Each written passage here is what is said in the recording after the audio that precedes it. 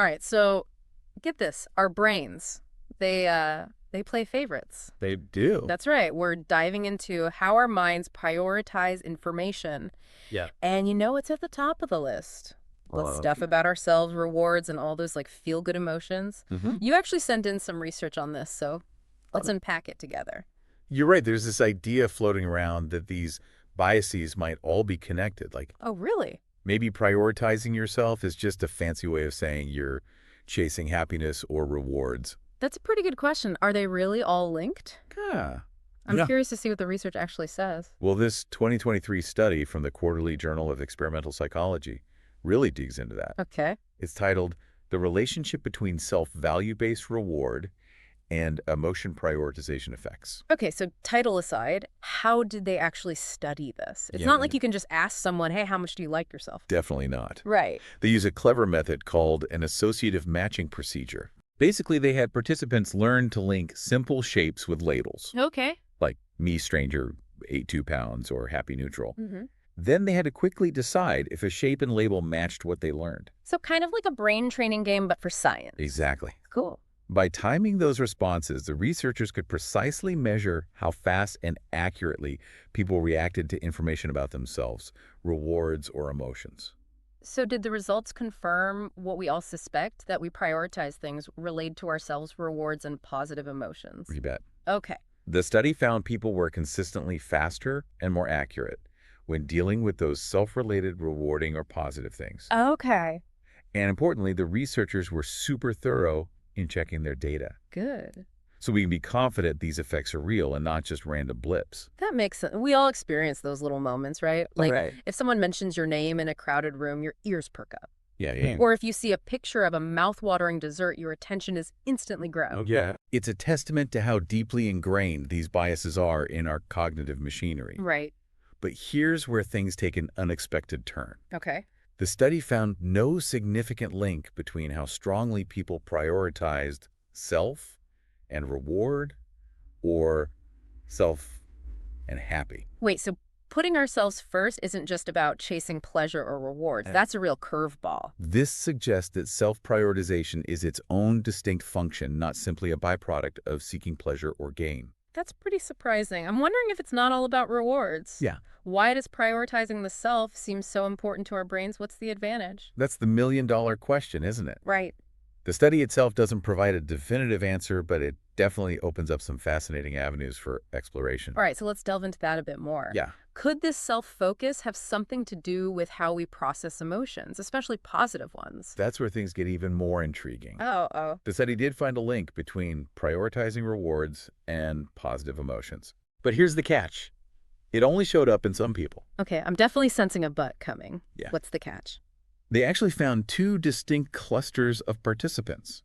Okay. Cluster 1 was slower to respond Mm-hmm. and showed a strong reward bias, but no connection between reward and emotion. Okay. Cluster 2, the faster responders, had a weaker reward bias, but a strong link between reward and emotion. So we've got two different groups processing rewards and emotions in their own unique ways. Yeah. What could explain these differences? Well, one theory is that the faster folks might be relying on more intuitive processing, where rewards and good feelings are almost inseparable. Right. It's like an instant reward equals good response. Yeah. The slower group, on the other hand, might be more deliberate, Okay. separating those concepts as they evaluate the situation.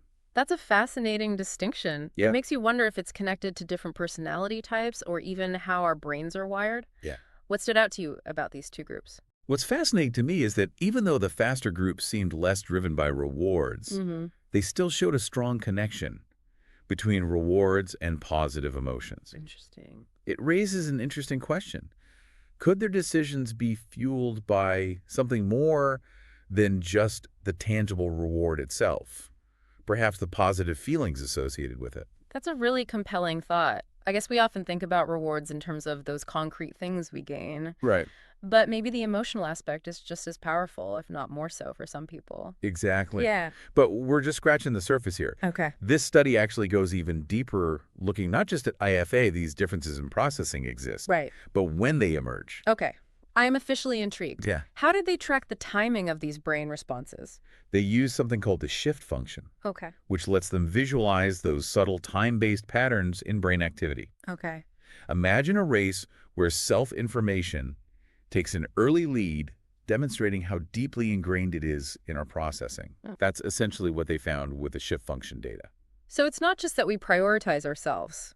It's that we do it right out of the gate before we even have time to consciously think about it. That's what the evidence seems to suggest, which is pretty remarkable. Wow. It highlights just how fundamental this self-prioritization bias is to our cognitive processes. This is already giving me a whole new perspective on decision making. And we've only just begun to dive into the data. Oh boy. There's even more to uncover about how these prioritization effects unfold over time, Okay. especially for those two distinct clusters we discussed. All right, listeners, get ready to go even deeper because we're about to unpack the fascinating world of how our brains prioritize information over time. So it's fascinating to think about how these reward and emotion patterns actually play out over time. Yeah. Remember those two clusters we talked about? Right. The slower responders versus the faster ones? Right. The slower group had that strong reward bias, but no emotion link, Hmm. while the faster folks were all about connecting rewards to good feelings. Exactly. And when we look at the shift function data,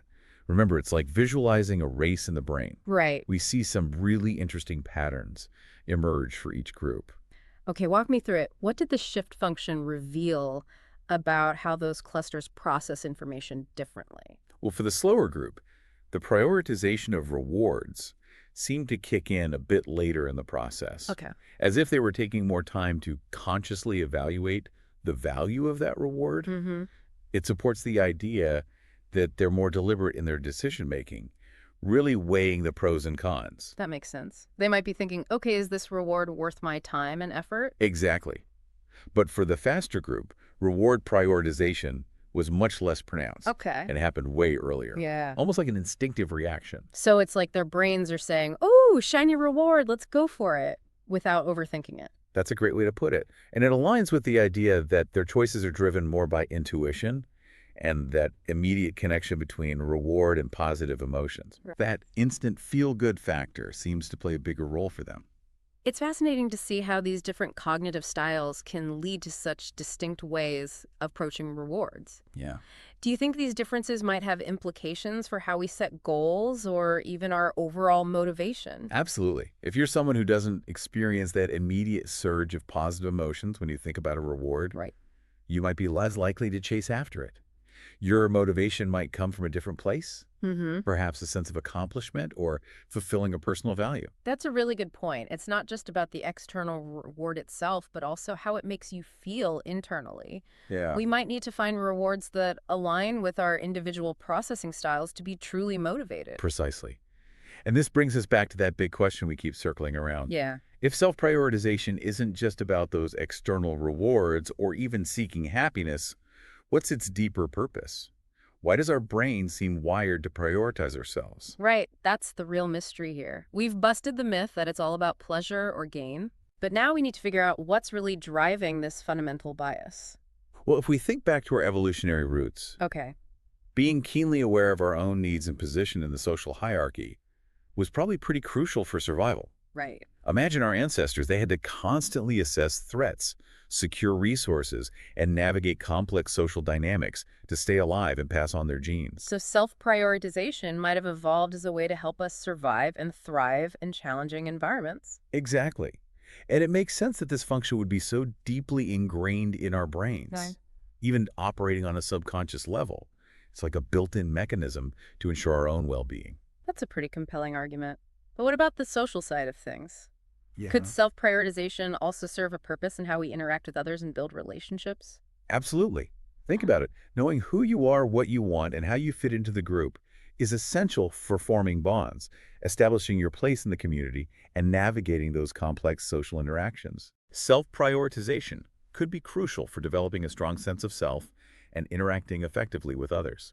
It's like you need to understand yourself first before you can truly understand and connect with others. Exactly. Mhm. And perhaps that's part of the deeper function of this bias. Mhm. It's not just about selfishly putting our needs above everyone else. Right. It's about developing a solid foundation of self-awareness that allows us to navigate the world and engage in meaningful relationships. That's a really interesting way to frame it. It's not just about me, but rather me so I can better understand you. Precisely. It's about finding that balance between attending to our own needs and recognizing the needs of others. Hmm. And understanding how our brains prioritize information can give us valuable insights into how we approach that balance in our daily lives. So how do we actually apply these insights to our own lives? Yeah. What can we do with this new understanding of self-prioritization, rewards, and emotions? Well, the first step is recognizing that these biases exist Okay. and that they influence our thoughts and behaviors in ways we might not even realize. Okay. Once we acknowledge their presence, Yeah. we can start to examine how they might be playing out in our own decision-making relationships and overall approach to life. So it's all about becoming more self-aware and then using that knowledge to make more conscious and informed choices. Exactly. Yeah. And that's where things get really exciting. By understanding our own cognitive biases, we can start to harness their power for good. Okay. How? For example, if you tend to prioritize self-related information, Mm-hmm. you can use that to your advantage when studying or learning new skills. Okay. Focus on how the material connects to your own experiences or goals, and you'll likely find it easier to absorb and remember. That's a really practical tip. It's like turning those biases from potential obstacles into tools for personal growth. Exactly. And the same goes for rewards and emotions. Yeah. If you understand how your brain processes these elements, you can choose rewards that truly motivate you and cultivate environments that foster positive emotions. This is giving me a whole new appreciation for the power of self-awareness and how understanding our cognitive processes can lead to positive changes in our lives. And we're only just scratching the surface. Oh, wow. The world of cognitive biases is vast and full of surprises. All right, listeners, get ready for even more mind-bending insights because we're about to dive even deeper into the fascinating world of self-prioritization and its implications for how we navigate the world around us. Okay, so we've been on this incredible journey exploring how our brains prioritize information. Yeah. But there's one piece of the puzzle we haven't fully explored yet. What's that? What's the bigger picture here? Right. What's the core function of this self-prioritization bias? It's the question that keeps coming up, right? Yeah. If it's not just about pleasure or rewards, what evolutionary advantage does this bias offer? Exactly. We've busted the myth that it's all about seeking happiness or gain. Right. So what deeper purpose could it serve? Well, remember that shift function we talked about, the tool that lets us visualize when those processing differences emerge. Yeah. That data gave us some really compelling clues. Right. It showed us that self-information tends to take an early lead in the cognitive race. Yeah. But what does that tell us about the function of self-prioritization? What's remarkable is that self-prioritization seems to happen incredibly early in the process. Okay. Even before we're consciously aware of it, Right. it's as if our brains are wired to put ourselves first, Uh-huh. almost like a reflex long before we have a chance to think about it. So it's not just a matter of consciously choosing to focus on ourselves. It's happening on a deeper, more fundamental level. Exactly. This suggests that self-prioritization is deeply ingrained in our neural circuitry, perhaps serving a vital role in how we navigate the world and interact with others.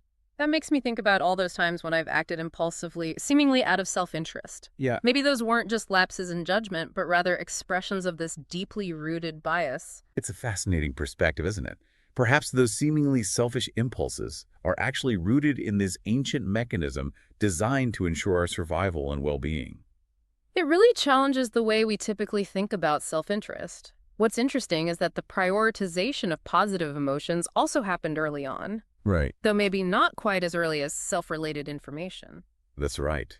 It seems our brains are tuned in to both ourselves and those feel-good vibes from the very beginning. It's like a powerful duo guiding our attention and influencing our choices. But remember those two clusters we discussed, the slower, deliberate thinkers and the faster, more intuitive folks. The timing of their reward processing was particularly revealing. You're right. It seems the slower group might be taking their time to weigh those potential gains and losses, Mm-hmm. while the faster group is all about that instant reward equals good reaction.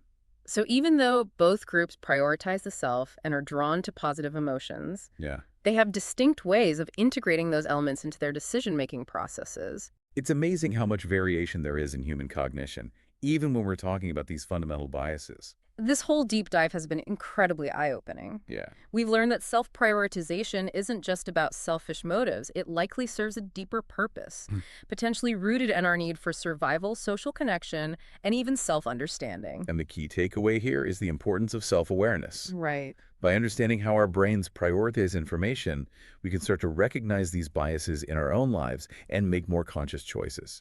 So, dear listener, as we wrap up this exploration, we leave you with a final thought to ponder. Okay. What if this self-prioritization bias, rather than being a sign of selfishness, is actually a key ingredient in leading fulfilling life? Perhaps it's about finding that delicate balance between attending to our own needs and being mindful of others. Right. By understanding ourselves, our motivations, and our unique cognitive styles, Mm-hmm. we can navigate the world with more intention and build meaningful connections with those around us. That's a great note to end on. It's not about eradicating these biases, but understanding how they work and using that knowledge to make more informed choices. Exactly. The journey of understanding your own brain is an ongoing adventure, and we encourage you to keep exploring. Thanks for joining us on this deep dive into the fascinating world of self-prioritization, rewards, and emotions. Until next time, keep those brains buzzing.